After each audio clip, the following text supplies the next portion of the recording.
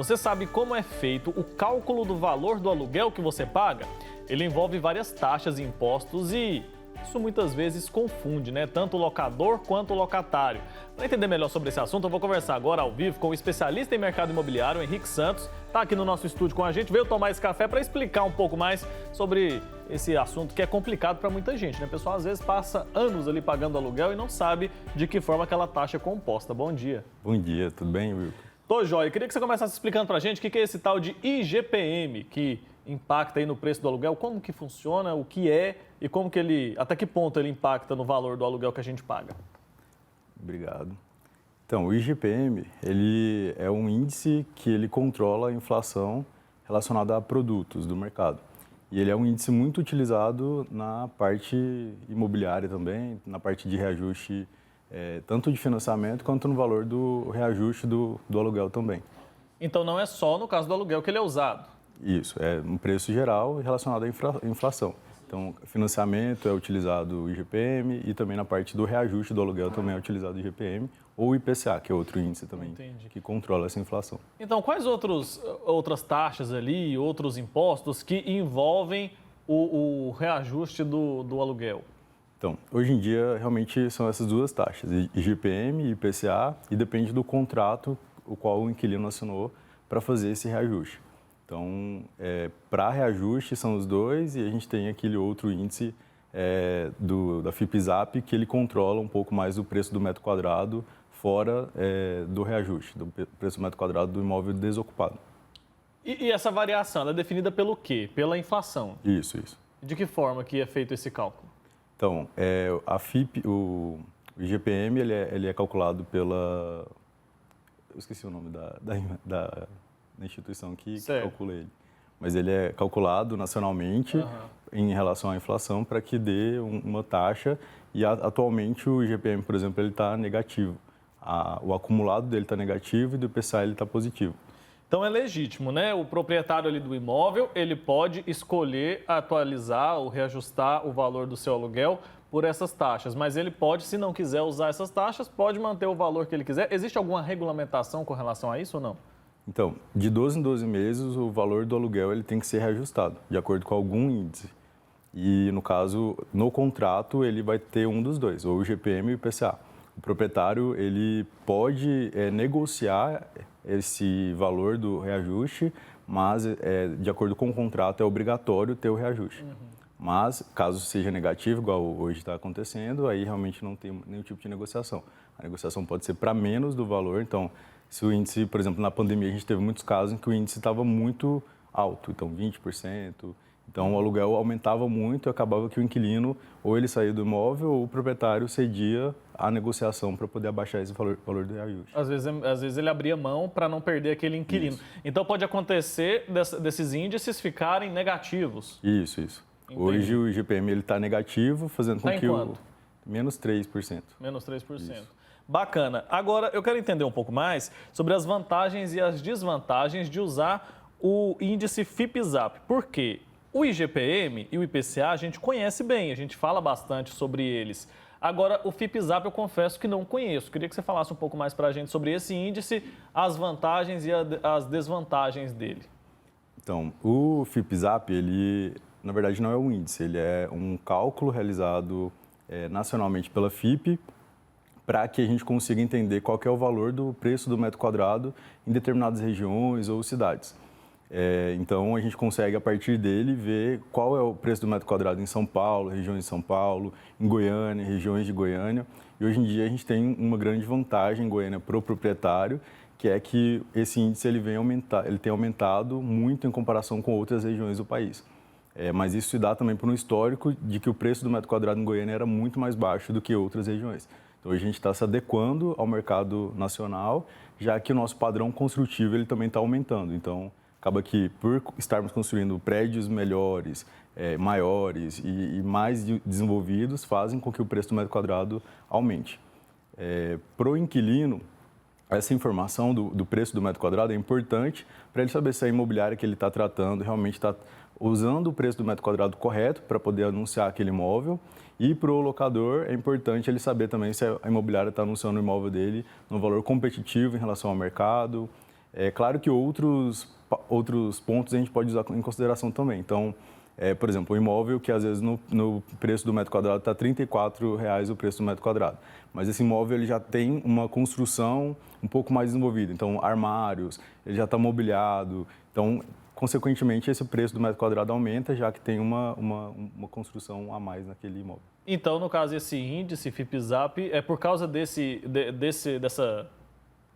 que você explicou aí, não é um índice propriamente dito, mas vamos usar essa palavra, que a gente consegue saber, por exemplo, qual capital teve maior valorização ou teve a menor valorização e tudo mais. Isso. É a partir dele que a gente consegue ver qual capital está sendo mais visado em relação a essa parte do valor do metro quadrado e qual não está sendo. Agora, você trouxe outra informação importante que eu achei interessante da gente reforçar, que em Goiânia, a gente sempre que pegava aquele ranking, a gente via que Goiânia é o que teve a maior valorização do metro quadrado. Então, isso não quer dizer que o imóvel aqui está valendo muito mais do que em outras capitais. É apenas que a valorização, a diferença está maior, porque antes era subfaturado ali, né? O valor era baixo. Isso. Uns 2 anos atrás, antes da pandemia mesmo, a gente tinha um preço do metro quadrado do aluguel muito baixo em Goiânia, porque o padrão construtivo de Goiânia ele não estava tão alto. Então, agora que a gente consegue ver muitos lançamentos de imóveis novos, regiões como Marista, Bueno, Setor Oeste, tem construções com padrão muito bom que acaba se igualando, às vezes, até desses empreendimentos específicos de preço de empreendimentos de São Paulo, por exemplo, de regiões nobres. Mas, se você for ver a média daquela região, ainda não chega a preços como São Paulo, Curitiba, que são regiões que competem a Goiânia mesmo. Entendi. Agora, se eu tenho ali um imóvel, trabalhei a vida toda, construí uma casinha ali para alugar, para ter um complemento na aposentadoria ou algo assim, e eu quero alugar aquele imóvel, como que eu sei qual índice eu vou escolher na hora de colocar o preço do meu aluguel e na hora de reajustar esse aluguel? Olha, o índice, na verdade, ele é escolhido pela imobiliária. Então, a imobiliária, ela normalmente coloca os 2 índices em contrato. Mas e no caso da pessoa que não tem ligação com a imobiliária? Porque às vezes a pessoa constrói ali a casinha e resolve alugar por conta própria sem o intermédio, né? Sem a ajuda dessa imobiliária. A pessoa ela pode em algum lugar buscar informação para saber de que forma ela pode fazer o cálculo ali desse aluguel? Sim. No caso, ela pode entrar no site da FIPZAP para poder ver qual que é o valor do metro quadrado para ela poder disponibilizar o imóvel para locação. E ela também, para fazer o reajuste, ela coloca em contrato um desses 2 índices ou até mesmo 2, e colocando essa condição de que caso um esteja negativo, vai utilizar o outro índice. Porque aí acaba que ela não perde com a renovação do contrato, com o reajuste do contrato, e ela consegue também ter um preço competitivo em relação aos outros imóveis da região que ela está disponibilizando o imóvel para locação. Certo. Agora, falar um pouco mais sobre o contrato de aluguel, né? Esse contrato, às vezes, gera muita dor de cabeça. Até que ponto a pessoa pode cobrar uma multa? O inquilino tem quais direitos? Quais são os direitos também do locatário, do locador? Primeiro, até que valor, por exemplo? Existe um teto para multa em caso de rescisão desse contrato, por exemplo? Então, isso realmente depende do contrato que foi assinado entre as partes. Por exemplo, na Urbis Imobiliária, a gente trabalha com 3 aluguéis do valor restante do contrato. Então, por exemplo, se o contrato tem 36 meses, então são 3 aluguéis desses 36 meses aí, que é a multa a partir do momento da rescisão do contrato, do contrato de administração, por exemplo. De locação, a mesma coisa. Então, realmente depende do contrato. Então, a lei, ela permite deixar vinculado ao contrato qual que é a multa, não tendo um teto, mas tendo padrões que são estipulados pelo mercado mesmo. Essa parte de 3 aluguéis ou 10%. Mas tem que estar lá especificado no contrato. Isso, senão isso. não pode ser cobrada essa multa. Isso. Então tem que estar de forma bem clara lá nesse contrato. Então, quando for fazer ali o aluguel de um imóvel, quando você for alugar um imóvel, é importante ler todos os detalhes desse contrato para não cair em cilada, né? Às vezes a pessoa aluga um imóvel sabendo que vai ficar por 1 ano, aí faz um contrato ali que não se adequa a essa realidade e depois, na hora de sair, tem que pagar algum tipo de multa. Para esse contrato valer, o dono ali do imóvel que está alugado, ele precisa fazer o registro onde? Em cartório? Tem que ter um advogado responsável também por isso? Como que a gente faz para que esse contrato realmente tenha validade?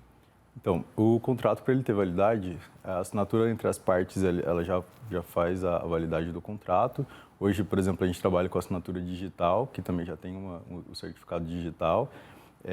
Mas aí para outros fins, por exemplo, caso o imóvel seja vendido, em algum desses pontos, realmente tem que ter o registro em cartório da assinatura do contrato de administração, de locação também, para que o inquilino tenha prioridade na compra daquele imóvel, para que caso o imóvel não seja vendido também, o novo proprietário não possa tomar o imóvel do inquilino enquanto o contrato esteja vigente.